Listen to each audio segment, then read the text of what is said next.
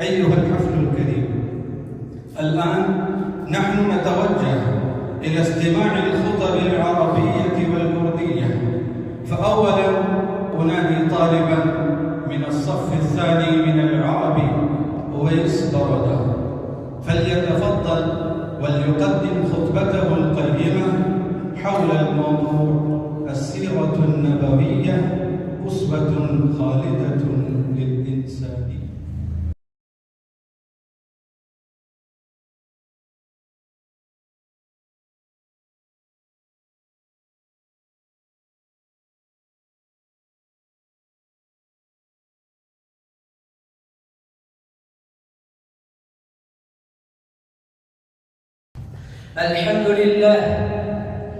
الحمد لله رب العالمين،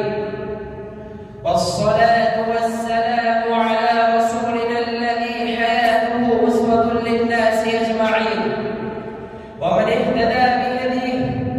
وقتفى بأثره إلى يوم الدين. أما بعد، فأعوذ بالله من الشيطان الرجيم. لقد كان لكم في رسول الله أسوة حسنة، صدق الله العظيم. حضرة رئيس هذه الحفلة الميمونة والضيوف المبجلون وأساتذة الأجلاء والمستمعون الكرام، أقدم بين أيديكم خطبة وجيزة حول الموضوع السيرة النبوية أسوة خالدة للإنسانية. إخوتي في الله، إن سور القرآن الكريم مسجلة بأن كل أمة آمنت وعملت صالحا وعدلت في الحكم وجاءت بالحسنة قد أفلحت وسعدت، وكل أمة ظلمت وكفرت بأنعم الله وركبت هواها وتعددت الحدود الفطرية قد هلكت وخسرت. في آيات كتاب الله قصة لمؤمن عادل صالح ناج، وفي البعض الآخر منها قصة لظالم طاغ خاسر، كل ذلك ليتخذ الناس المؤمن العادل الصالح الناجي أسوة في حياتهم، ويعتبر الطاغية بالظالم الطاغي الخاسر فينتهي عن طغيانه وظلمه وبغيه، فيعودوا جميعا إلى الرشد ويكونوا عادلين مؤمنين صالحين. ولأجل هذا الهدف بعث الله الأنبياء والرسل إلى كل بلد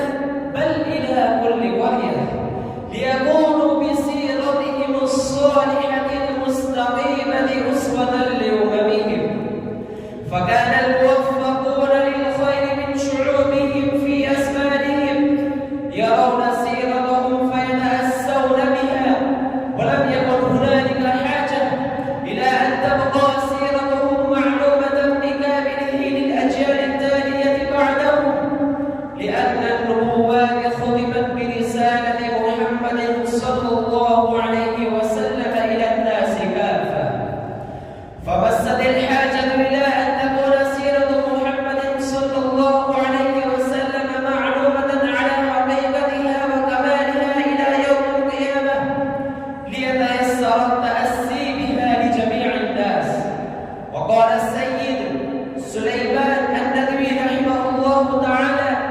ولست بمبالغ إذا قلت إن التاريخ أصدق شاهد على أنه ليس في الدنيا أحد يصح أن تكون